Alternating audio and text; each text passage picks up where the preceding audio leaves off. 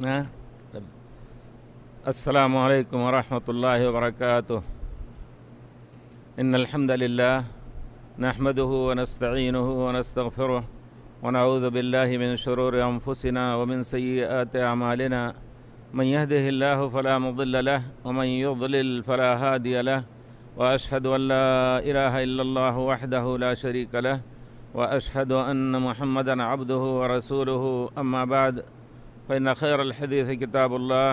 وخير الهدي هدي محمد صلى الله عليه وسلم، وشر الأمور محدثاتها، وكل محدثة بدعة، وكل بدعة ضلالة، وكل ضلالة في النار۔ بھائیو، اللہ رب العزت کا شکر ہے، شاید یہ خیر کی ابتدا ہو۔ آج بہت دنوں کے بعد درس حرم کا شروع ہو رہا ہے۔ 2 دن کے لیے ہمیں موقع دیا گیا ہے کہ حرم میں آ کر کے درس دوں۔ ایک دن اتوار یعنی یوم الاحد کو اردو میں، اور یوم الثلاثاء کو عربی میں۔ اللہ تعالی ہم سب سے تمام وبا اور بلا کو دور فرمائے، اور اللہ تعالی پوری دنیا میں وہی وقت لائے جو پہلے تھا اچھے سے اچھا، اور اس حکومت کو اللہ تعالی حفاظت میں رکھ کر کے اور امن و امان کے ساتھ تمام بلاؤں سے محفوظ رکھ کر کے اسی طرح کر دے جس طرح پہلے، اور اس سے اچھی حالت میں لوگوں کے آنے کا امکان پوری دنیا سے اللہ کے گھر میں آسان ہو جائے۔ ہماری دعا یہی ہے، ہم سب کو دعا کرتے رہنا چاہیے۔ اللہ رب العزت بہت بڑا کریم ہے، لیکن وہ اپنی حکمت سے اللہ نے بندوں کو آزمانا چاہا ہے، بندوں کو آزمائش میں ڈال کر کے۔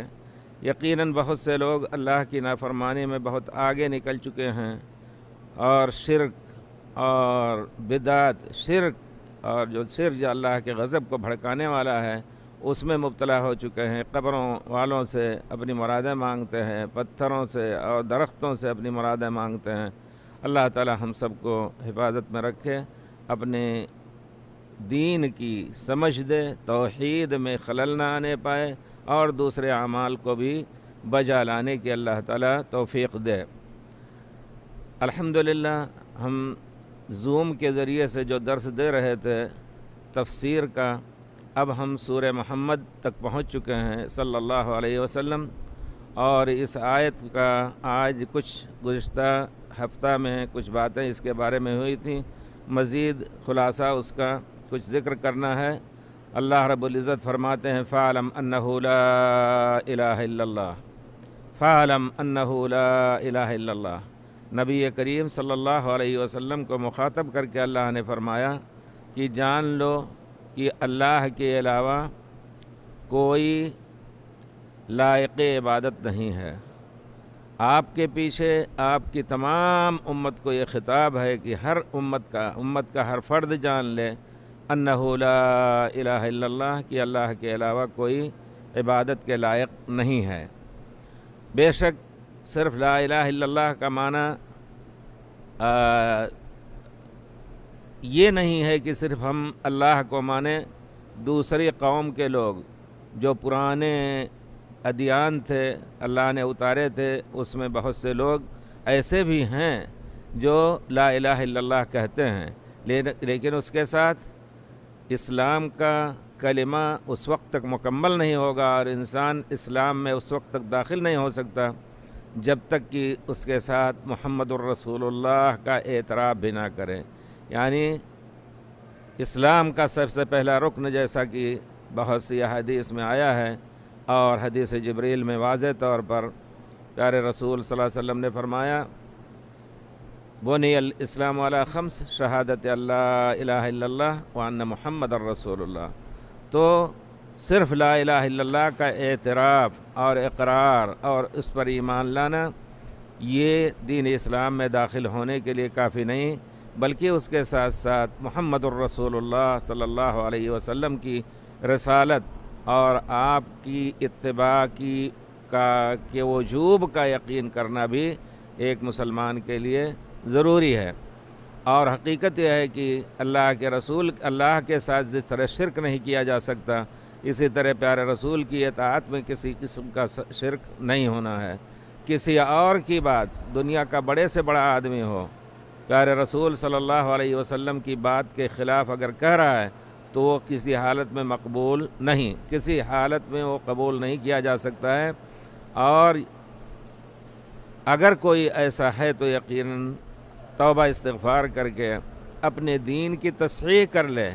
ہم یہ پورے وثوق کے ساتھ اور پوری ذمہ داری، علمی ذمہ داری اور دینی ذمہ داری کے ساتھ کہیں گے کہ جو شخص پیارے رسول صلی اللہ علیہ وسلم کا قول ہوتے ہوئے کسی اور کے قول کو ترجیح دے رہا ہے پیارے رسول کے قول پر، تو یقیناً وہ مسلمان نہیں ہے۔ پیارے اللہ رب العزت فرماتے ہیں وَمَا كَانَ لِمُؤْمِنٍ وَلَا مُؤْمِنَةٍ اِذَا قَضَى اللَّهُ وَرَسُولُهُ أَمْرًا أَن يَكُونَ لَهُمُ الْخِيَرَةُ مِنْ أَمْرِهِمْ۔ کسی مومن مرد، کسی مومن عورت کے لیے جائز ہی نہیں ہے کہ جب اللہ اور اس کے رسول کوئی فیصلہ کر دیں تو ان کو اس میں لینے یا نہ لینے کا اختیار ہو۔ نہیں، لینا ہی واجب ہے۔ تو اللہ تعالیٰ نے یہاں پیارے رسول کے ساتھ پوری امت رسول کو مخاطب کر کے قیامت تک آنے والی امت کو اللہ نے مخاطب کر کے کہا فَاعْلَمْ أَنَّهُ لَا إِلَٰهَ إِلَّا اللَّهُ وَاسْتَغْفِرْ لِذَنبِكَ۔ دوسری آیت جو آ رہی ہے وَاسْتَغْفِرْ لِذَنبِكَ، اور اپنے گناہ کا اور مومنین کے گناہ کا استغفار کریں، اپنے گناہوں سے اللہ سے استغفار کریں، اللہ تعالیٰ معاف فرمائے۔ تو یہ استغفر یہ عمل ہے، اور لا الہ الا اللہ کہنا یہ قول ہے، اور اس کا جاننا یہ تیسری چیز ہے۔ اسی وجہ سے بہت سے علماء نے کہا ہے کہ علم قول اور عمل سے پہلے ہے۔ کسی بات کو بھی بولنا ہو، کہ کوئی بات بھی کوئی شخص بولنا چاہے تو سب سے پہلے یہ سوچ لے کہ ہم اس کا علم رکھتے ہیں، اور یہ ایک عقلی قاعدہ ہے کہ اگر کوئی شخص بغیر علم کے بول رہا ہے تو یقیناً وہ خود کو بھی نقصان پہنچائے گا، اور جو اس کے قول پر عمل کریں گے وہ بھی نقصان اٹھائیں گے، وہ بھی ضرر اٹھائیں گے بے شک۔ مثال کے طور پر ایک شخص طبیب نہیں ہے، ڈاکٹر نہیں ہے، کسی علاج کا، کسی نوع کے علاج کا وہ متخصص نہیں ہے، اسپیشلسٹ نہیں ہے، اگر وہ ایسی بات کہے جو کسی خاص ڈاکٹر کا کام ہے تو یقیناً دنیا اس کو نہیں سنے گی، اس کو نہیں مانے گی۔ اسی وجہ سے ہر مسلمان کے اوپر ضروری ہے کہ سب سے پہلے جانے، جو بول رہا ہے، جو بات کہہ رہا ہے، لا الہ الا اللہ کہہ رہا ہے، تو اس کو جاننا ہے کہ اس کا معنی کیا ہے۔ فَاعْلَمْ أَنَّهُ لَا إِلَٰهَ إِلَّا اللَّهُ، اس کا معنی کیا ہے۔ تو اسی وجہ سے امام بخاری رحمۃ اللہ علیہ اور دوسرے ائمہ نے، امام بخاری نے اپنی صحیح بخاری میں کتاب العلم میں یہ باب باندھا، باب العلم قبل القول والعمل، جاننا بولنے اور عمل کرنے سے پہلے ہے کوئی بھی کام۔ اسی وجہ سے نبی کریم صلی اللہ علیہ وسلم نے فرمایا طلب العلم فریضۃ علی کل مسلم، ہر مسلمان مرد اور عورت پر علم کا سیکھنا فرض ہے۔ اور وہ علم کے درجات جس کو ائمہ نے تفصیل سے بیان فرمایا ہے، عبداللہ بن مبارک، امام شافعی وغیرہ نے، کہ خاص اونچا علم جو امت کے لیے فتویٰ اور امت کے لیے اجتہاد کے ذریعے سے لوگوں کو ہدایت دینے کی بات ہو تو وہ ہر ایک کے اوپر واجب نہیں ہے، وہ کچھ لوگوں کو اللہ تعالیٰ اس کے لیے تیار کرے گا، اس کے لیے اللہ تعالیٰ ان کو مقرر کرے گا۔ لیکن جس چیز کا مکلف ہے ہر شخص، جس طرح قبر کے 3 سوالات ہیں، من ربک، ما دینک، من نبیک، اس کا جاننا، تفصیل سے جاننا ضروری ہے تاکہ اللہ کی عبادت کر سکے، نبی کریم صلی اللہ علیہ وسلم کی منزلت اور آپ کے قدر و منزلت پہچان کر کے آپ کی اطاعت کرے، اور اپنے دین کا ایک عام اجمالی خاکہ اس کے ذہن میں ہو کہ ہمارا دین مکمل دین ہے الحمدللہ، جیسا کہ اللہ تعالیٰ نے فرمایا الیوم اکملت لکم دینکم واتممت علیکم نعمتی ورضیت لکم الاسلام دینا۔ تو نبی کریم صلی اللہ علیہ وسلم کو رسول جاننا اور دین اسلام ہی کو حق جاننا، یہ ہر مسلمان کے اوپر فرض ہے۔ اگر کوئی شخص کہتا ہے کہ تمام ادیان صحیح ہیں تو یقیناً وہ کفر کر رہا ہے، علماء نے اس کے اوپر کفر کا فتویٰ دیا ہے۔ فَاعْلَمْ أَنَّهُ لَا إِلَٰهَ إِلَّا اللَّهُ وَاسْتَغْفِرْ لِذَنبِكَ، اور آپ اپنے گناہ سے استغفار کیجیے۔ اور لا الہ الا اللہ کی فضیلت کیا ہے؟ لا الہ الا اللہ محمد الرسول اللہ کی بہت سی فضیلت ہے۔ ان فضیلتوں فضائل میں سے حدیث شریف میں ہے، صحیح احادیث میں ہے، نبی کریم صلی اللہ علیہ وسلم فرماتے ہیں من شہد اللہ الہ الا اللہ وان محمد الرسول اللہ حرم اللہ علیہ الجنہ۔ من شہدہ، شہدہ کا معنی یہ نہیں ہے کہ صرف زبان سے ادا کر دے، دل سے اس کی تصدیق ہو، اور پھر شہادت بغیر علم کے نہیں ہوتی ہے۔ گویا لا الہ الا اللہ محمد رسول اللہ کے معانی کو اور ذہن میں رکھ کر کے ہم گواہی دیں کہ اللہ کے علاوہ کوئی لائق عبادت نہیں، اور پیارے رسول اللہ کے بھیجے ہوئے رسول ہیں جن کی اتباع ہمارے اوپر فرض ہے۔ من شہد اللہ الہ الا اللہ وان محمد الرسول اللہ، جان لے کہ شہادت بغیر علم کے نہیں ہوتی ہے۔ اللہ تعالیٰ نے فرمایا ہے ما شہدنا الا بما علمنا، ہم اسی چیز کی گواہی دیتے ہیں جس کے بارے میں جانتے ہیں۔ تو جس نے گواہی دی کہ اللہ کے علاوہ کوئی لائق عبادت نہیں اور محمد الرسول اللہ صلی اللہ علیہ وسلم اللہ کے رسول ہیں اور ہم ان کی امت میں سے ہیں، ہمارے اوپر آپ کی اتباع، جس امر کا وہ حکم دے، جس چیز کا حکم دیں اس کی اتباع واجب ہے۔ جس شخص نے صدق دل سے اس کی گواہی دی حرم اللہ علیہ النار، اللہ تعالیٰ اس کے اوپر جہنم کو حرام کر دے گا۔ حرم اللہ علیہ النار، اللہ تعالیٰ اس کے اوپر جہنم کو حرام کر دے گا۔ اور دوسری حدیث میں ہے، آیت کریمہ میں بھی ہے، ایک جس نے شرک کیا، اللہ تعالیٰ فرماتا ہے من یشرک باللہ فقد حرم اللہ علیہ الجنہ، اور جس شخص نے اللہ کے ساتھ شریک کیا تو اللہ تعالیٰ نے اس کے اوپر جنت کو حرام کر دیا ہے۔ اس وجہ سے ہم مسلمانوں کو چاہیے کہ ہم اپنے دین کا علم ضرور سیکھیں۔ دین کا علم سیکھنا ہر شخص کے اوپر فرض ہے، اور بچہ اگر چھوٹا ہے تو والدین کے اوپر یہ فرض ہے کہ بچے کو پہلے اللہ سے تعارف کرائیں، زبان کھلتے ہی لا الہ الا اللہ محمد الرسول اللہ اور اس کا معنی بتائیں۔ اللہ تعالیٰ کے اوصاف عمومی طور پر جس کا متحمل سمجھنے کا بچہ ہو سکتا ہے اس کو ہم سمجھائیں کہ اللہ کہاں ہے، اللہ تعالیٰ کے اوصاف کیا ہیں، خالق ہے، مالک ہے، رازق ہے، اور اللہ تعالیٰ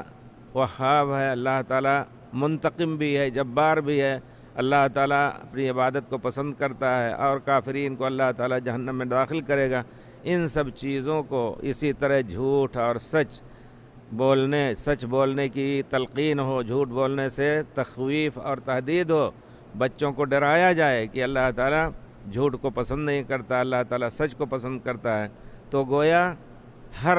شخص کے اوپر، جیسا کہ پیارے رسول صلی اللہ علیہ وسلم نے فرمایا کلکم راع وکلکم مسئول عن رعیتہ،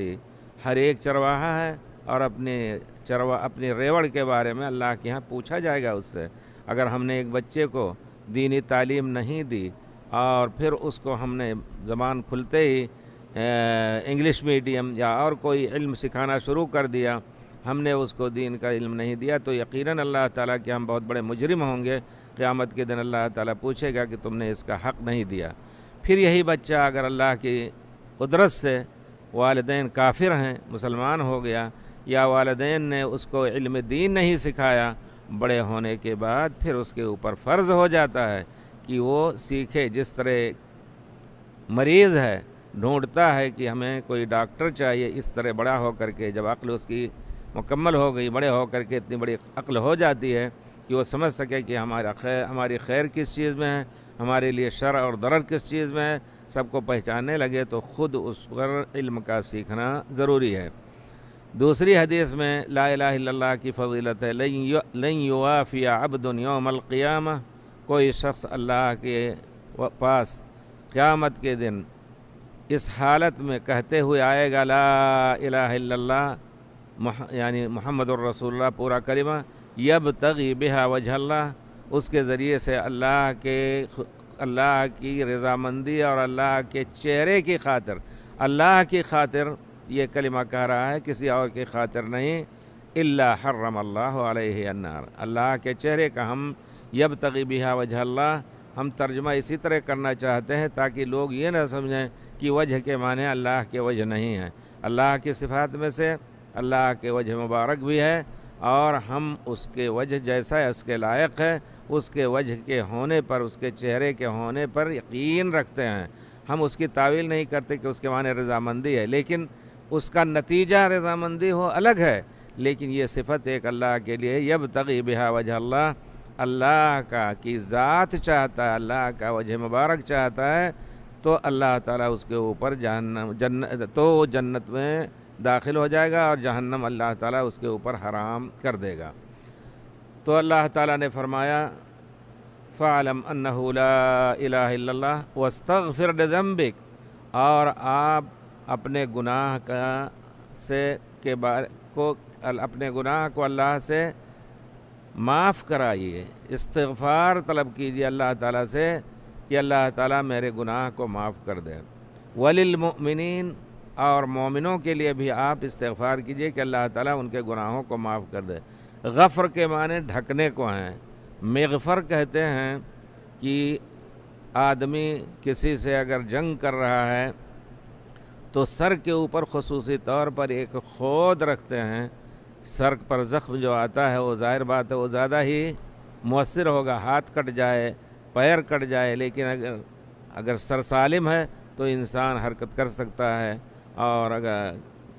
دوسرے یہاں تک کہ آتا ہے صحابہ کرام کے بارے میں کہ ان کا ہاتھ کٹ گیا لیکن وہ جھنڈے کو اپنے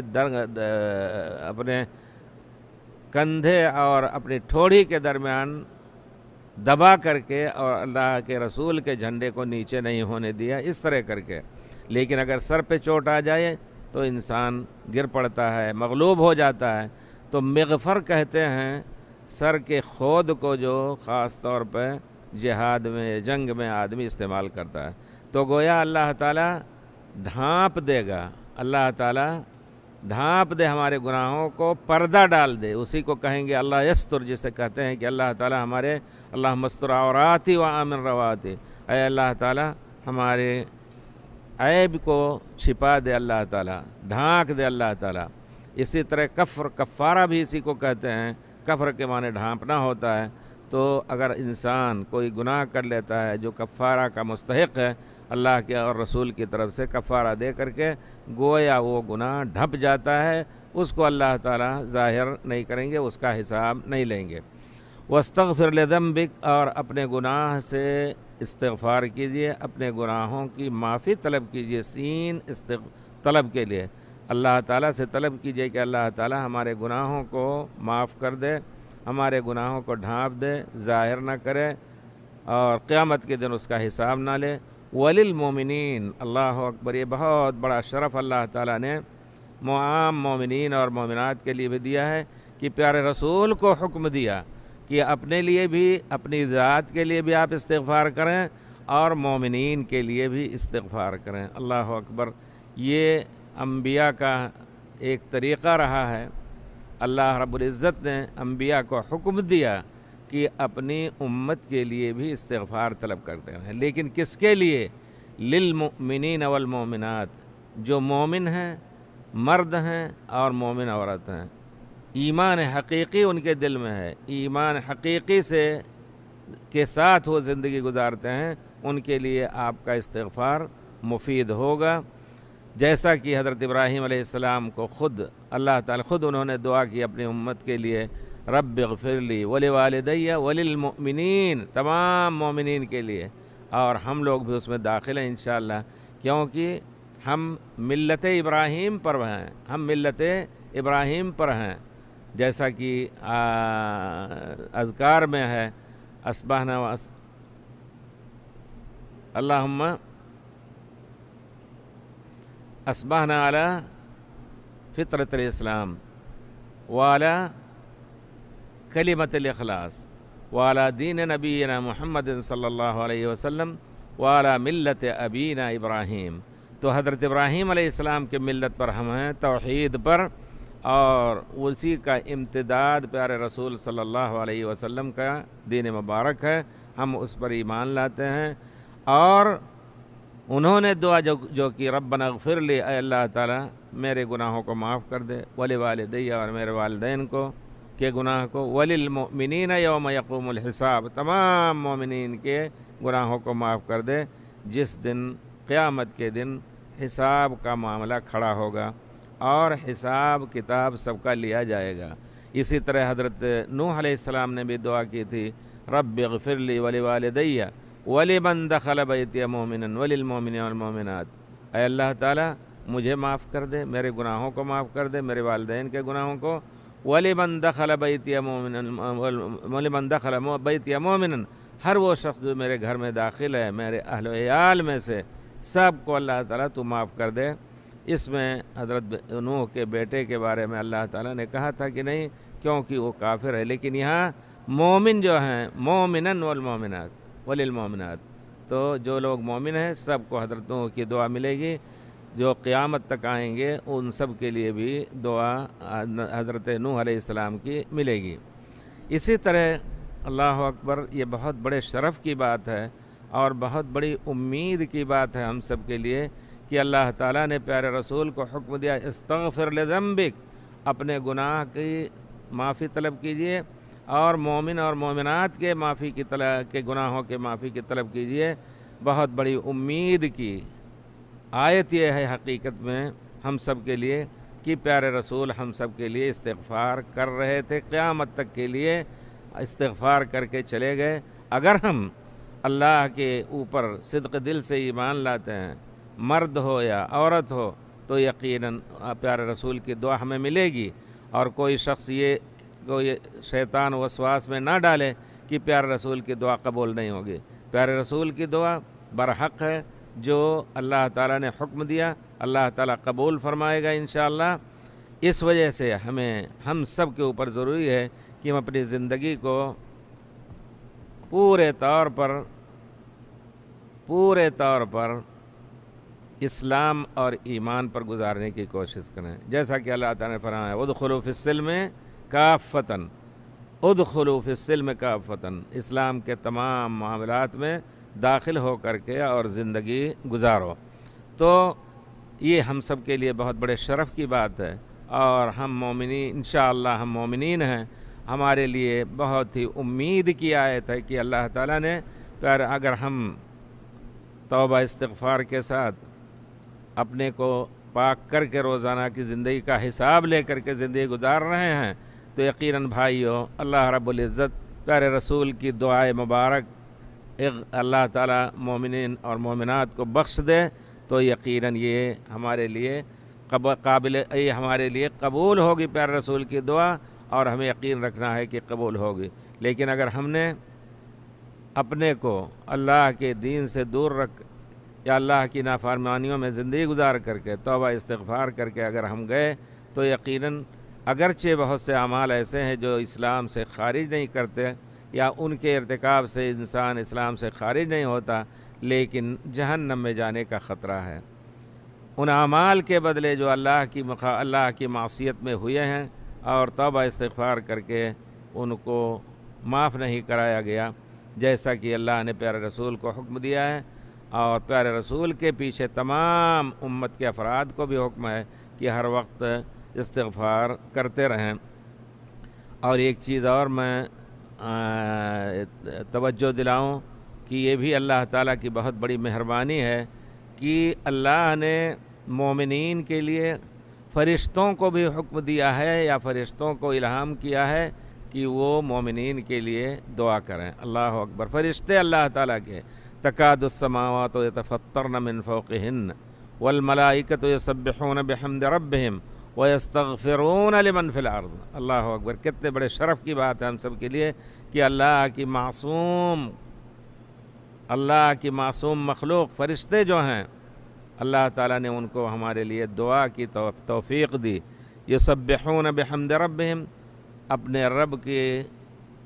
تسبیح اور حمد کے ساتھ بیان کرتے ہیں۔ وَيَسْتَغْفِرُونَ لِمَنْ فِي الْأَرْضِ، اور ہر وہ شخص جو زمین میں ہے، یہاں عمومی معنی ہے لیکن حقیقت یہ ہے کہ ان کا استغفار مومنین ہی کے لیے، جیسا کہ دوسری آیت میں ابھی ہم ذکر کریں گے۔ وَيَسْتَغْفِرُونَ لِمَنْ فِي الْأَرْضِ، اور جو مومنین زمین میں ہیں ان کے لیے وہ دعا کرتے ہیں۔ الا ان اللہ هو الغفور الرحیم، جان لو کہ اللہ رب العزت وہی معاف کرنے والا ہے، گناہوں کو ڈھانپنے والا ہے اور رحم کرنے والا ہے۔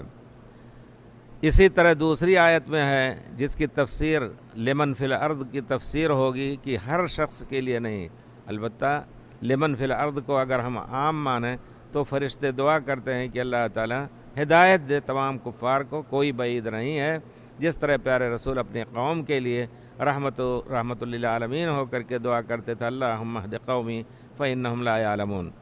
اللہ تعالیٰ فرماتے ہیں الذین یحملون العرش، جو فرشتے اور وہ مخصوص فرشتے ہیں جو اللہ کے زیادہ سے زیادہ مقرب ہیں، الذین یحملون العرش ومن حولہ یسبحون بحمد ربہم، جو عرش کو اٹھاتے ہیں اور جو فرشتے عرش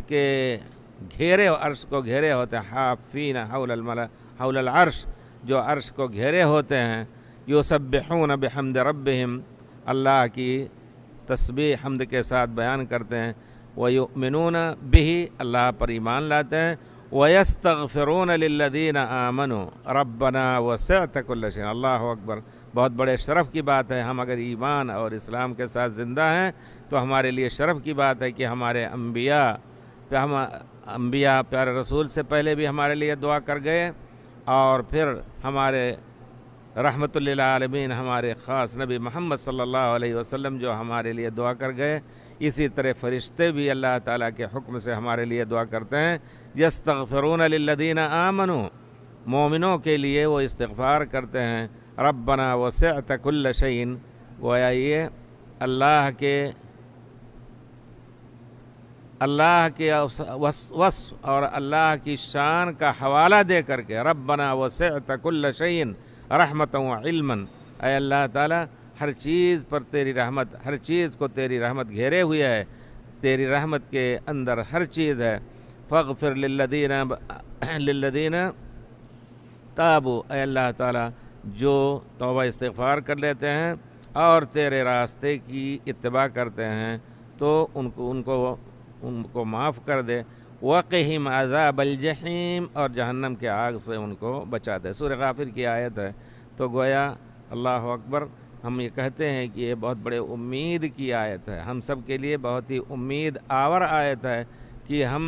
اگر ہم ایمان کے ساتھ اپنی زندگی گزار رہے ہیں تو پیارے رسول ہمارے لیے دعا کر رہے ہیں۔ اس سے پہلے حضرت ابراہیم اور دوسرے انبیاء بھی دعا کر کے گئے، حضرت نوح نے بھی تمام مومنین کے لیے، قیامت تک آنے والوں کے لیے دعا کیا، فرشتے بھی جو اللہ کا عرش اٹھائے ہوتے ہیں اور وہ مقرب فرشتے ہوتے ہیں، وہ اللہ کے جناب میں ہمارے لیے دعا کرتے ہیں ہماری مغفرت کی۔ تو ہم کتنے بڑے بدبخت ہوں گے اگر ہم خود اپنے لیے استغفار نہ کریں۔ اب ہم خود استغفار کیوں نہ کریں اپنے لیے، دوسرے ہمارے لیے طلب کر رہے ہیں، تو ہمیں چاہیے کہ ہم دعا اور استغفار ہمیشہ کرتے رہیں۔ پیارے رسول صلی اللہ علیہ وسلم نے فرمایا ہے کہ میں 100 سے زیادہ مرتبہ استغفار کرتا ہوں اللہ تعالیٰ سے، اس وجہ سے استغفار زیادہ سے زیادہ کرتے رہنا چاہیے۔ آپ کے دعا کے الفاظ اور استغفار کے الفاظ خصوصی طور پر مومنین کے لیے، صحیح مسلم وغیرہ کی روایت ہے، عاصم ابن سلیمان کہتے ہیں کہ عبداللہ ابن سرجس صحابی سے کہتے ہیں،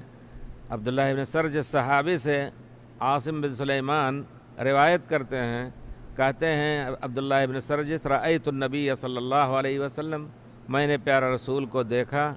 آپ کے ساتھ روٹی اور گوشت یا ثرید کھایا۔ تو کہتے ہیں عاصم بن سلیمان، دیکھیے آدمی ہر وقت، پرانے زمانے کے لوگ صحابہ ہوں، تابعین ہوں، جن کو خیر القرون کہا جاتا ہے، وہ ہر وقت آخرت کی خیر کی طلب میں رہتے تھے۔ تو انہوں نے، عاصم نے کہا کہ عبداللہ بن سرجس سے میں نے کہا، استغفر لک النبی صلی اللہ علیہ وسلم، پیارے رسول نے تمہارے لیے، آپ کے لیے استغفار کیا؟ تو انہوں نے کہا کہ جی ہاں، اور تمہارے لیے بھی کیا ہے۔ تمہارے لیے بھی انہوں نے کیا پیارے رسول نے، یعنی عاصم بن سلیمان تو ابھی پیدا ہی نہیں ہوئے تھے، تمہارے لیے عاصم بن سلیمان عبداللہ صحابی مبارک کہتے ہیں، صحابی کریم کہتے ہیں پیارے رسول صلی اللہ علیہ وسلم کے بارے میں کہ عاصم بن سلیمان تمہارے لیے بھی پیارے رسول نے دعا کی ہے، استغفار کی ہے۔ وَلَكَ ثُمَّ تلا، پھر یہ آیت انہوں نے تلاوت کی عبداللہ ابن سرجس صحابی نے، وَاسْتَغْفِرْ لِذَنبِكَ وَلِلْمُؤْمِنِينَ وَالْمُؤْمِنَاتِ،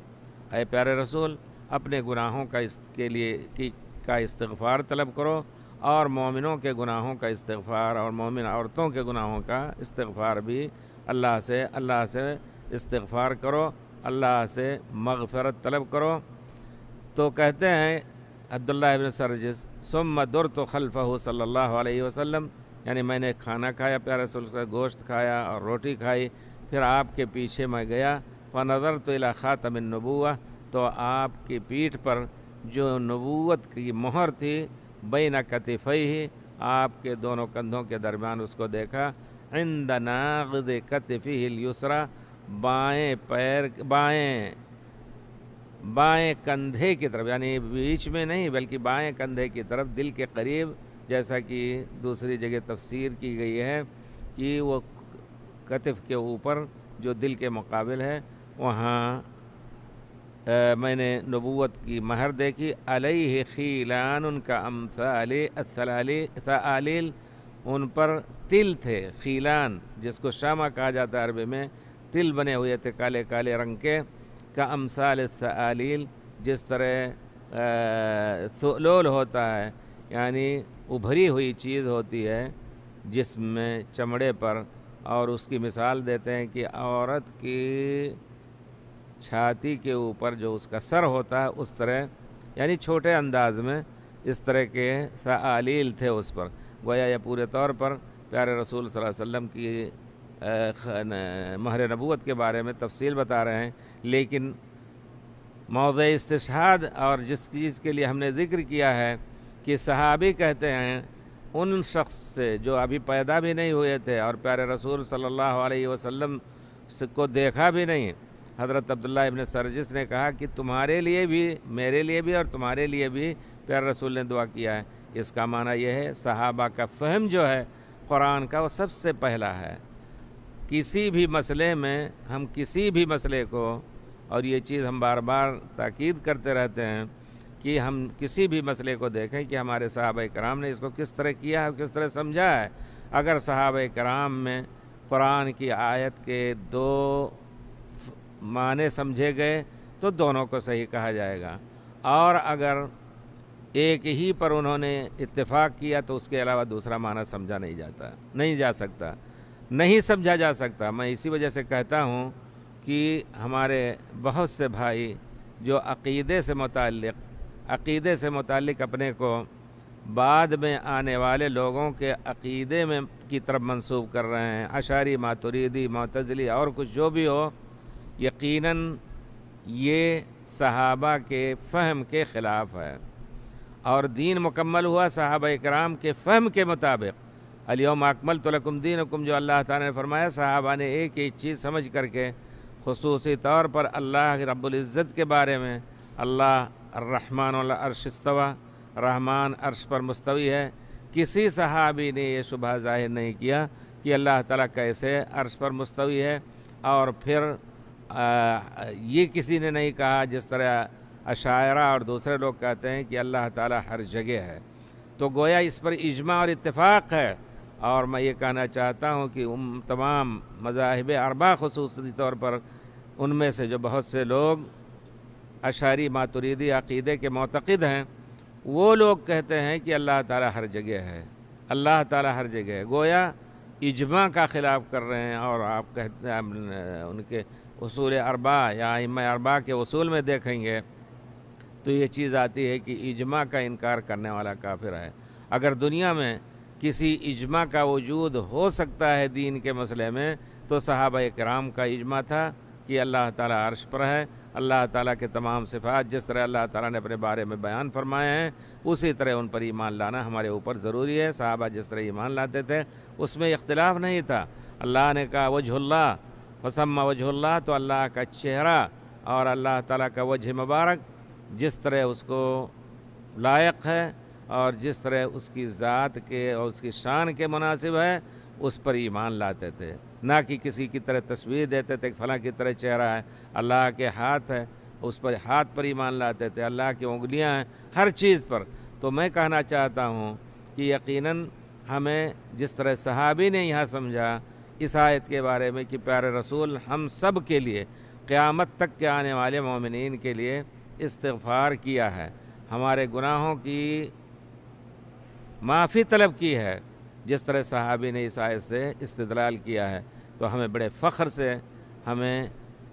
ہمارے لیے فخر کی بات ہے کہ ہم ایمان اگر رکھتے ہیں تو ہمارے لیے انبیاء کرام اور آخری نبی ہم سب کے محمد صلی اللہ علیہ وسلم اور اللہ کے فرشتے جو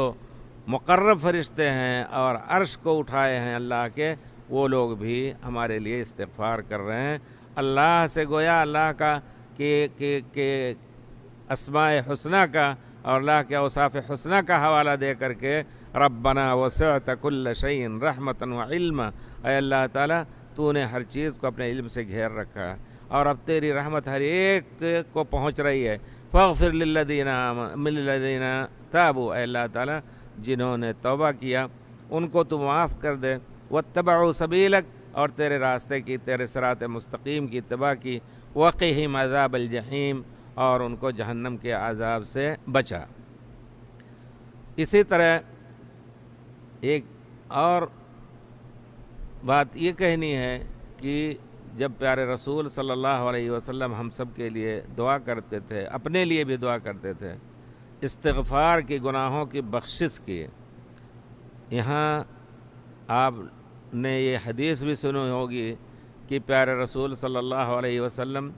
قیام اللیل اتنی دیر تک کرتے تھے کھڑے ہو کر کے کہ آپ کے قدم مبارک پھٹ جاتے تھے، سوج جاتے تھے اور پھٹ جاتے تھے، تتفتر قدماہ، اس طرح کی روایت صحیح آئی ہے۔ تو کہا گیا آپ سے کہ اللہ کے رسول قد غفر اللہ لک ما تقدم من ذنبک وما تأخر، آپ اتنی محنت کیوں کرتے ہیں؟ اللہ تعالیٰ نے آپ کے تمام گناہ جو کچھ آگے پیچھے ہونے والے تھے یا ہو سکتے تھے معاف کر دیا ہے۔ تو پیارے رسول نے کیا فرمایا؟ افلا اکون عبدا شکورا، کیا میں اللہ کا شکر گزار بندہ نہ بنوں؟ تو یہاں اور اسی طرح اور دوسری جو دعائیں ہیں پیارے رسول صلی اللہ علیہ وسلم فرماتے ہیں، ابو موسیٰ اشعری رضی اللہ تعالیٰ عنہ سے روایت ہے، بخاری شریف وغیرہ کی روایت ہے کہ پیارے رسول اس دعا سے ان اذکار سے دعا کرتے تھے، رب اغفر لی خطیئتی وجہلی، اے اللہ تعالیٰ میرے گناہ کو اور میری نادانی کو معاف کر دے، واسرافی فی امری، معاملات میں اگر میں نے حد سے تجاوز کیا ہے تو معاف کر دے، وما انت اعلم بہ منی، اور وہ گناہ جو میرے بارے میں تو زیادہ جانتا ہے، میں بھول گیا ہوں، ہو سکتا ہے نہ جانتا ہوں، تو معاف کر دے۔ اللہم اغفر لی خطایا، اے اللہ تعالیٰ میرے ان گناہوں کو معاف کر دے جو ہم نے نادانی میں کیا ہے، وعمدی، اور جان بوجھ کر کے اگر کوئی گناہ کیا اس کو بھی معاف کر دے۔ کیا ہم پیارے رسول صلی اللہ علیہ وسلم کے بارے میں یہ کہہ سکتے ہیں کہ پیارے رسول نے جان بوجھ کر کے کوئی گناہ کیا؟ نہیں، لیکن یہ سب دعائیں جو ہیں انہی الفاظ کے ساتھ امت کا ہر فرد ہو سکتا ہے کہ ان گناہوں میں مبتلا ہو جائے، ہو سکتا ہے کہ جان بوجھ کر کے غلطی کر دے، بھول کر کے غلطی کر دے، اور جد اور پورے وثوق کے ساتھ کر لے، نہ کہ سستی میں کر لے۔ تو پیارے رسول دعا فرماتے تھے، اللہم اغفر لی خطایا، اللہ تعالیٰ میرے نہ جانے میں انجانے میں جو ہم نے گناہ کیا اس کو معاف کر دے، وعمدی، اور جان بوجھ کر کے اگر میں نے گناہ کیا ہے تو معاف کر دے، وہ جہلی، اور نادانی میں، وہ جدی، اور جدی، جو جدی، یہاں جدی نہیں یہاں جدی کہا جائے گا، یعنی ہم نے یقین کے ساتھ جان بوجھ کر کے وہ چیز کی یہ غلط ہے اس کو ہم نے کیا ہے، کل ذالک عندی، اللہ تعالیٰ تمام چیزیں میرے پاس ہیں، یا ہر قسم کے گناہ میرے پاس ہیں۔ اللہم اغفر لی ما قدمت وما اخرت، اے اللہ تعالیٰ تو میرے اگلے گناہوں کو اور پچھلے گناہوں کو معاف کر دے، وما اسررت وما اعلنت، اور جن گناہوں کو میں نے چھپا کر کے کیا یا کھلم کھلا کیا سب کو معاف کر دے، انت المقدم و انت المؤخر، اے اللہ تعالیٰ تو آگے کرنے والا ہے، پیچھے کرنے والا ہے، یعنی ہمارے ان اعمال کو جو غلطی کے ہیں ان کو پیچھے چھوڑ دے، ان کو معاف کر دے۔ وَأَنْتَ عَلَىٰ كُلِّ شَيْءٍ قَدِيرٌ، تو ہر چیز پر قادر ہے۔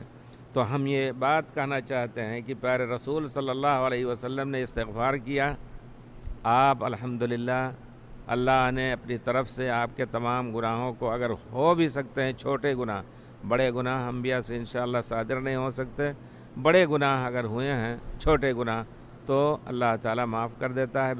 بے شک معاف کر چکا ہے اللہ تعالیٰ۔ تو پھر آپ ایسی دعا کیوں کرتے تھے جس میں اس لفظ کا ذکر ہے کہ میں نے جان بوجھ کر کے تیری معصیت کی ہے، تیرے گناہ کا ارتکاب کیا ہے؟ تو یہ امت کو سکھانے کے لیے پیارے رسول صلی اللہ علیہ وسلم کیا کرتے تھے۔ اسی وجہ سے آپ لگتا ہے اللہ تعالیٰ نے فرمایا ہے کہ اللہ کو براؤ تضرع اور چپکے سے، خفیہ، لیکن پیارے رسول ان دعاؤں کو سکھاتے تھے لوگوں کو، اور ان دعاؤں کو بالجہر ادا فرماتے تھے، ان استغفار کو، تاکہ امت یاد کر لے، اور امت ان الفاظ کے ساتھ جن الفاظ میں ہر قسم کے گناہ کا ذکر ہے وہ کر سکتی ہے، اس وجہ سے وہ ان الفاظ کے ساتھ اللہ سے اپنے دعاؤں کی استغفار کرے اور اللہ تعالیٰ سے مغفرت طلب کرے۔ تو اس وجہ سے یہ نہیں کہہ سکتے آپ کہ کیا پیارے رسول صلی اللہ علیہ وسلم بڑے گناہ کرتے تھے اور جان بوجھ کر کرتے تھے؟ نہیں، لیکن اللہ تعالیٰ نے پیارے رسول کو چونکہ قدوہ بنایا ہے، لَقَدْ كَانَ لَكُمْ فِي رَسُولِ اللَّهِ أُسْوَةٌ حَسَنَةٌ، تو آپ پیارے رسول سب سے پہلے اپنی ذات کے ساتھ منسوب کر کے اس طرح دعا کرتے تھے تاکہ امت اسی طرح اپنے لیے دعا کرے۔ پھر اللہ تعالیٰ فرماتے ہیں وَاللَّهُ يَعْلَمُ مُتَقَلَّبَكُمْ وَمَثْوَاكُمْ، اپنے گناہوں کی معافی طلب کیجئے، مومنین کے گناہوں کی معافی طلب کیجئے۔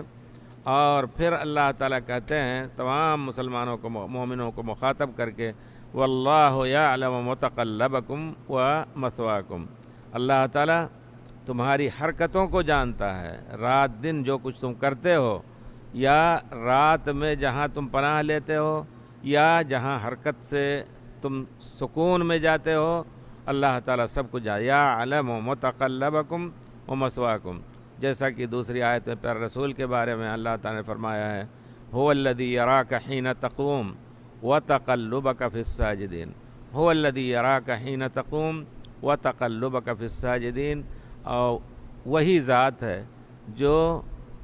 آپ جب صلاۃ کے لیے، اللہ کی عبادت کے لیے کھڑے ہوتے ہیں تو اللہ تعالیٰ آپ کو دیکھ رہا ہوتا ہے، اور آپ جب نیچے اوپر ہوتے ہیں سجدہ کرتے ہوئے سجدہ کرنے والوں کے ساتھ، تب بھی اللہ تعالیٰ دیکھتا رہتا ہے۔ تو اللہ کا علم یقیناً ہم سب کو گھیرے ہوئے ہے، اور کوئی چیز اللہ کے علم سے اوجھل نہیں ہو سکتی ہے۔ اللہ لا الہ الا هو الحی القیوم لا تأخذہ سنۃ ولا نوم لہ ما فی السماوات وما فی الارض من ذا الذی یشفع عندہ الا بإذنہ یعلم ما بین ایدیہم وما خلفہم ولا یحیطون بہ علما۔ تو اللہ تعالیٰ ہر شخص کے، یہاں تک کہ دلوں کی باتوں کو بھی اللہ تعالیٰ جانتا ہے۔ اس وجہ سے ہم مومنین کو چاہیے کہ ہم یقیناً بہت ہی غفلت میں زندگی گزار رہے ہیں۔ بہت سے مسلمان ایسے ہیں جو صرف 5 وقت کی صلاۃ پڑھ لی انہوں نے تو سمجھ لیا کہ ہم نے پورے دین پر عمل کر لیا۔ اس کے علاوہ معاملات، اس کے علاوہ اور دوسرے جو اللہ تعالیٰ کے احکام ہیں ان پر کوئی توجہ نہیں، ان کی طرف کوئی توجہ نہیں۔ تو چاہیے کہ ہم اللہ کی ذات مبارک اور اللہ کی جلال اور اللہ کی غضب اور اللہ کی رحمت سب کو دیکھتے ہوئے، اس پر ایمان لاتے ہوئے ہم اپنی زندگی گزاریں۔ یہ ایمان رکھیں کہ اللہ ہی ہمارا خالق اور مالک ہے،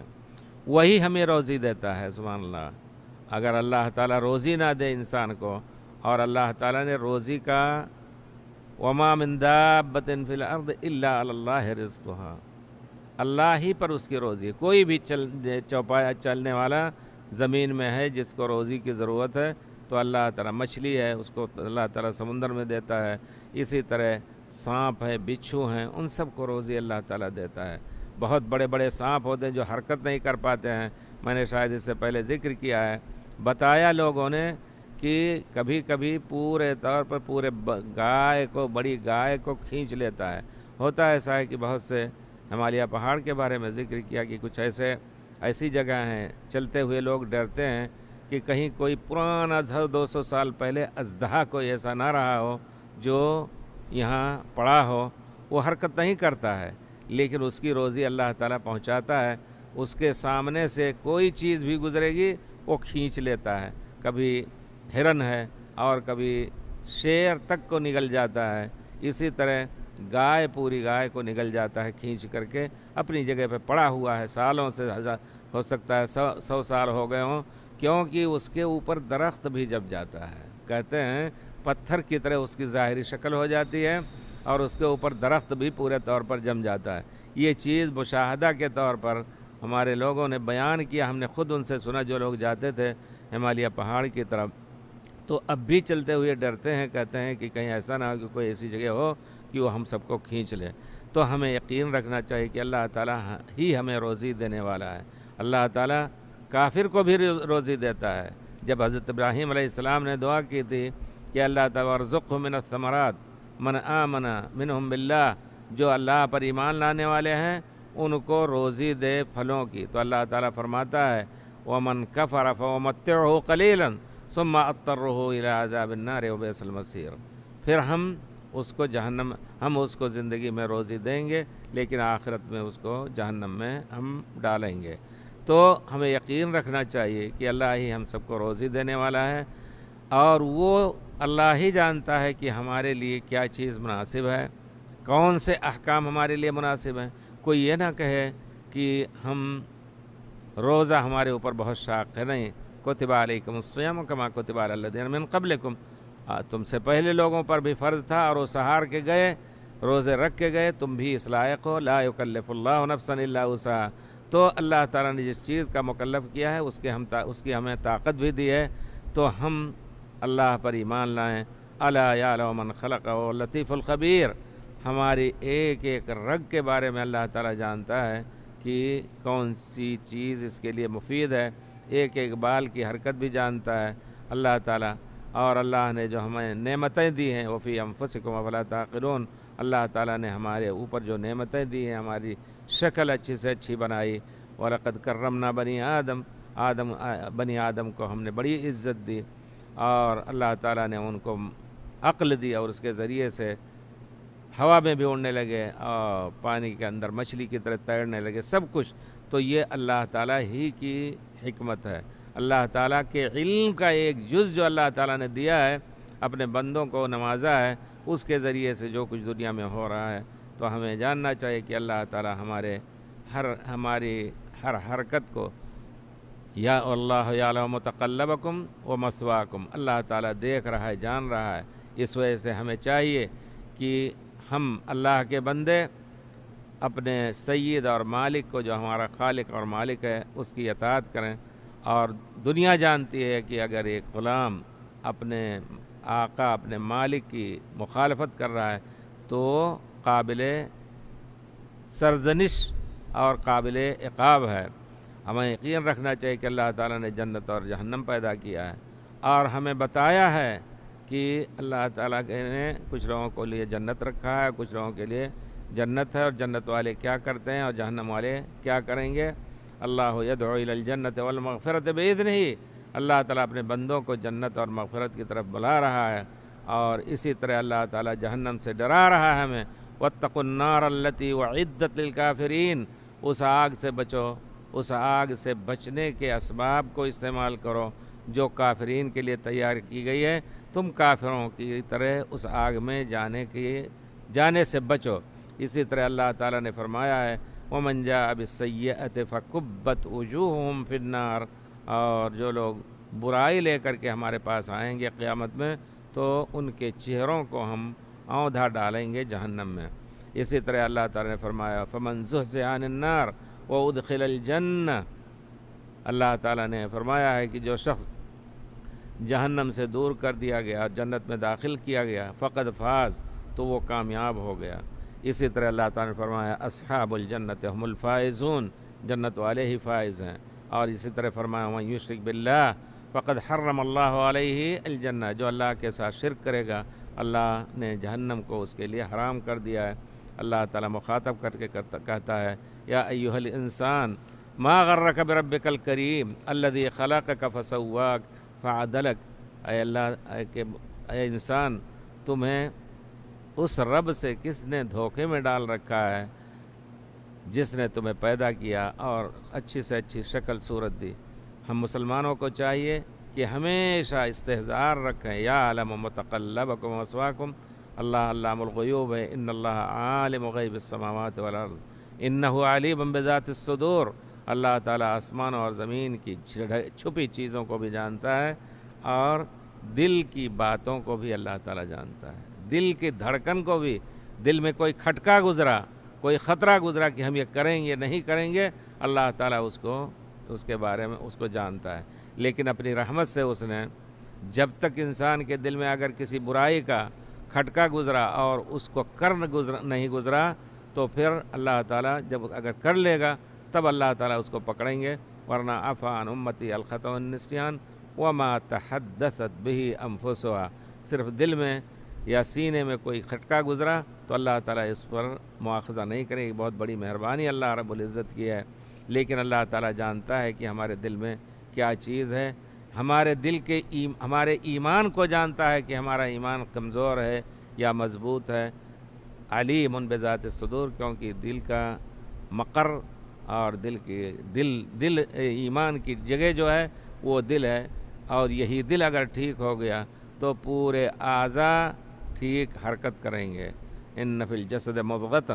اذا صلحت صلح الجسد کلہ واذا فسدت فسد الجسد کلہ، جسم کے اندر ایک چھوٹا سا لوتھڑا ہے جو منہ میں چبانے جیسے لوتھڑے کی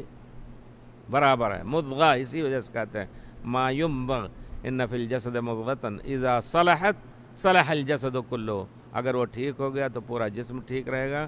اس کے حرکات اسی صلاح اور تقویٰ کی بنا پر، دل کی صلاح اور تقویٰ کی بنا پر تمام اعمال اس سے صادر ہوں گے۔ وَإِذَا فَسَدَتْ فَسَدَ الْجَسَدُ كُلُّهُ أَلَا وَهِيَ الْقَلْبُ، جیسا کہ پیارا رسول نے فرمایا یہ دل ہے۔ تو ہمیں جاننا چاہیے کہ اللہ تعالی ہمیں ہماری ایک ایک حرکت کو جانتا ہے۔ اور اسی طرح میں بار بار یہ کہتا ہوں کہ ایک شخص جو گناہ کرنے کا ارادہ رکھتا ہے اس کو ہمیشہ یہ چیز حاضر ذہن رکھنی چاہیے کہ اللہ ہمیں دیکھ رہا ہے، اللہ سے شرم کرنا چاہیے کہ اللہ تعالی ہمیں کسی ایسی جگہ پر نہ دیکھے جہاں ہمیں نہ دیکھنے کے لیے ہمارے اوپر فرض کیا کہ ہم ایسی جگہ پر نہ جائیں جہاں ہمارے اوپر حرام کر دیا جس چیز کو، تو اس حرام چیز کا ارتکاب ہم نہ کریں۔ اللہ تعالیٰ جان رہا ہے۔ اب اگر کوئی شخص یہ یقین رکھتا ہے پورے طور پر، جب تک ایمان اس کا کمزور نہ ہو جائے، ایمان مضبوط ہے تو پھر یقیناً میں نے کئی مرتبہ اس کی مثال دی ہے کہ آدمی زنا نہیں کرے گا، کیونکہ وہ دیکھ رہا ہے کہ اللہ ہمیں دیکھ رہا ہے۔ جس طرح وہ یقین رکھتا ہے کہ اگر ماں ہماری سامنے ہے یا باپ سامنے ہے تو شہوت سے اپنی بیوی کا ہاتھ بھی نہیں پکڑے گا، اپنے بیوی کا جسم بھی نہیں چھوئے گا، کیونکہ اس کو یقین ہے کہ میری ماں اور میرا باپ، میری بہن، میرا بھائی دیکھ رہا ہے۔ تو ہمیں یقین رکھنا چاہیے کہ اللہ اس سے بڑھ کر کے ہمیں یقین رکھنا چاہیے۔ ماں باپ غافل بھی ہو سکتے ہیں، نظریں ان کی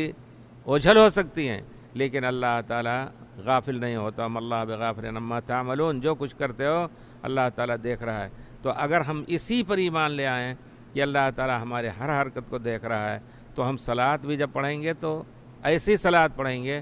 کہ یہ تصور ہوگا کہ ہم اللہ کو دیکھ رہے ہیں۔ ان تعبد اللہ کأنک تراہ فإن لم تکن تراہ فإنہ یراک، اگر یہ تصور نہ ہو کہ ہم اللہ کو دیکھ رہے ہیں تو کم سے کم یہ یقین ہو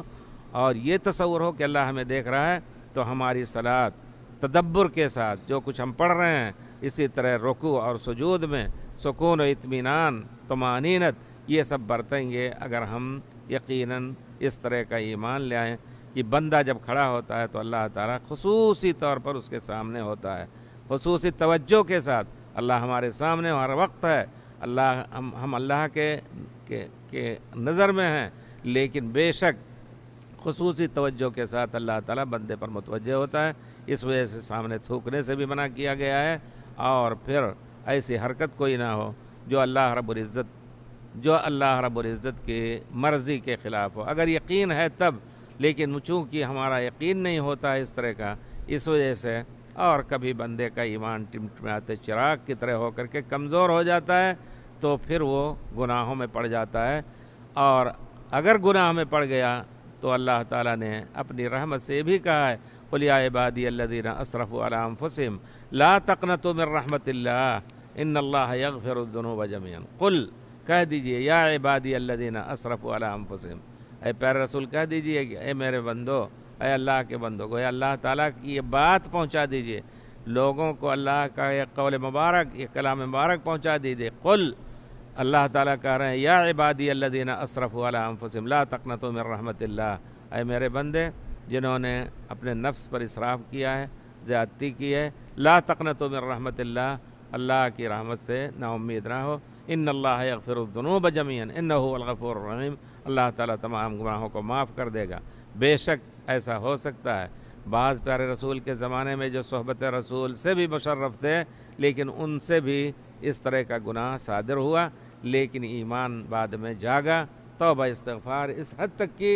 کہ وہ چاہتے تھے کہ اب ہماری زندگی ہی نہ رہے، تاکہ اللہ تعالیٰ آخرت میں ہمیں نہ پکڑے۔ اور یہ یقین ہے کہ اللہ تعالیٰ اگر کسی بنا پر آدمی کوئی گناہ کر جائے اور اس پر شرعی حد قائم کر دی جائے، تو اللہ تعالیٰ پیارے رسول کے زبان مبارک سے وعدہ ہے کہ اللہ تعالیٰ انشاءاللہ اس کو قیامت کے دن معاف کر دے گا، اس کو پکڑے گا نہیں، الا یہ کہ حقوق العباد میں سے ہو یا قتل کا مسئلہ بہت ہی اہم ہے، اس میں بعض صحابہ کا کہنا ہے کہ قتل کسی حالت میں معاف نہیں ہوگا۔ تو ہمیں یقین رکھنا چاہیے کہ اللہ تعالیٰ ہمیں دیکھ رہا ہے، استحضار ہمیشہ رکھنا چاہیے کہ ہم اگر گناہ کی طرف حرکت کر رہے ہیں تو پھر اللہ کو یاد کر کے اس گناہ سے بچ جائیں۔ اگر ہم اس طرح یقین کر لیں کہ یہ کہ حرکت ہماری اللہ دیکھ رہا ہے، دیکھنے کے ساتھ ساتھ اللہ تعالیٰ نے فرشتوں کو حکم بھی دیا ہے، یعلم متقلبکم ومثواکم، جان رہا ہے، دیکھ رہا ہے، لیکن ہمارے اوپر اللہ تعالیٰ نے کرامن کاتبین مقرر کیا ہے، یعلمون ما تفعلون، فرشتے جو لکھتے ہیں جو کچھ کرتے ہو تم جانتے ہیں، اور وہ لکھ کر کے قیامت کے دن اللہ تعالیٰ کے سامنے یہ نسخہ اور یہ کتاب پیش کریں گے، ھذا کتابنا ینطق علیکم بالحق انا کنا نستنسخ ما کنتم تعملون، یہ میری کتاب ہے جو حق سچ بول رہی ہے، تمہارے اوپر کسی نے جھوٹ نہیں لکھا ہوا، ہمارے معصوم بے گناہ فرشتوں نے لکھا ہے۔ تو اللہ تعالیٰ اگر ہم یہ یقین رکھیں، اگر ہم گناہ کی طرف ہمارا قدم اٹھے، شیطان یا دل میں وسواس ڈالے، تو فوراً اللہ کو یاد کر لیں، کیونکہ اللہ کے بندے وہی ہیں کہ جب ان کے دل میں ایسی چیز آتی ہے تو یاد کر لیتے ہیں اللہ رب العزت کو، اور فوراً وہ الحمدللہ رجوع کر لیتے ہیں۔ تو ہم یہ استحضار ہمیشہ رکھیں کہ ہماری ایک ایک بات منقول ہو رہی ہے، نقل کی جا رہی ہے، ما یلفظ من قول الا لدیہ رقیب عتید، ما یلفظ من قول الا لدیہ رقیب عتید، کوئی بھی بات بندہ بولتا ہے تو اس کو چست و چوبند نگران فرشتے اس کو نوٹ کر لیتے ہیں، اس کو لکھ لیتے ہیں۔ اور اسی طرح اللہ تعالیٰ نے یہ بھی ہمارے موت تو آنی ہی ہے، اس میں کوئی شک نہیں، اس کو بھی یاد کرتے رہیں، ما یلفظ من قول الا لدیہ رقیب عتید۔ اور اس کے بعد کیا آیت ہے، وجاءت سکرۃ الموت بالحق ذلک ما کنت منہ تحید، حق کے ساتھ موت کی بے ہوشی آئے گی، موت کی جو سختی ہوتی ہے، جس سے بڑھ کر کے سختی زندگی میں شاید انسان کے اوپر کوئی نہیں سختی نہیں ہوتی ہے، وہ اس کو آنی ہی ہے، آدمی کو جو بے ہوش بھی کر دے، بے عقل کر دے۔ تو ذالک ما کنت منہ تحید، جس موت سے تم بھاگ رہے تھے۔ اور اللہ تعالیٰ نے بھی فرمایا ہے کہ والتفت الساق بالساق الی ربک یومئذ المساق، ہم یقین رکھیں کہ اللہ تعالیٰ ہمیں اٹھائے گا قیامت کے دن۔ اللہ تعالیٰ یہ سب جو لکھا رہا ہے اور پھر ہمارے اعضاء کے ذریعے سے گواہی لے کر کے پھر ہمارے اوپر اللہ تعالیٰ فیصلہ کرے گا۔ ان سب کو ہم ذہن میں رکھ کر کے یقیناً اگر زندگی گزار رہے ہیں تو انشاءاللہ ہماری زندگی بے داغ گزرے گی۔ بے داغ کا معنی یہ ہے کہ اگر کوئی گناہ کیا تو انشاءاللہ اس گناہ کے بارے میں، گناہ کرنے کے بعد فوراً توبہ استغفار کر کے اپنے اس گناہ کی معافی اللہ تعالیٰ سے لے لیں گے اور اللہ تعالیٰ مٹا دے گا۔ یمحو اللہ ما یشاء ویثبت وعندہ ام الکتاب۔ اللہ تعالیٰ، اللہ نے وعدہ کیا ہے کہ ہم بخش دیں گے۔ افمن یجیب المضطر اذا دعا، اسی طرح اللہ تعالیٰ نے وعدہ فرمایا ہے کہ ہم ادعونی استجب لکم، مجھے پکارو میں تمہاری دعا کو قبول کروں گا۔ تو ہم توبہ استغفار کر کے اور پھر اللہ سے معافی مانگ لیں۔ یقین رکھیں کہ ہمیں قبر میں جانا ہے، قبر کے سوالات ہم سے گزریں گے، پھر قبر میں تاریکی اور قبر میں جو کچھ عذاب ہے اس سے ہم پناہ مانگے۔ پیارے رسول صلی اللہ علیہ وسلم قبر کے عذاب سے بھی پناہ مانگتے تھے، اللہم انی اعوذ بک من عذاب القبر اور فتنۃ المسیح الدجال۔ اور پھر ایک دن آئے گا کہ اللہ تعالیٰ سب کو اٹھائے گا اور حساب کتاب سب کا لے گا، جیسا کہ اللہ تعالیٰ نے ذکر فرمایا ونفخ فی الصور فاذا هم من الاجداث الى ربهم ينسلون۔ سور پھونکا جائے گا، قبروں سے نکل کر کے اللہ کی طرف بھاگیں گے سب۔ قالوا یا ویلنا من بعثنا من مرقدنا هذا ما وعد الرحمن وصدق المرسلون، کہیں گے ہماری خرابی ہو، ہمیں سو رہے تھے، ہمارے قبر سے کس نے مجھے اٹھایا؟ هذا ما وعد الرحمن، پھر کہیں گے یہ اللہ نے جو وعدہ کیا تھا یاد آئے گا ان کو کہ اللہ کے انبیاء آئے تھے اور اللہ کے انبیاء کے نائبین آئے تھے، ہمیں بتا رہے تھے هذا ما صدق ما كان هذا ما وعد الرحمن وصدق المرسلون ان كانت الا صيحة واحدة فاذا هم جميع لدينا محضرون۔ ایک ہی چیخ کے بعد پھر سب لوگ ہمارے پاس اکٹھا ہو جائیں گے، پھر اللہ تعالیٰ حساب کتاب لے گا، کسی پر ظلم نہیں کرے گا۔ فَالْيَوْمَ لَا تُظْلَمُ نَفْسٌ شَيْئًا وَلَا تُجْزَوْنَ إِلَّا مَا كُنتُمْ تَعْمَلُونَ، اور تمہیں اسی کا بدلہ دیا جائے گا جو تم کیے ہوگے لوگ۔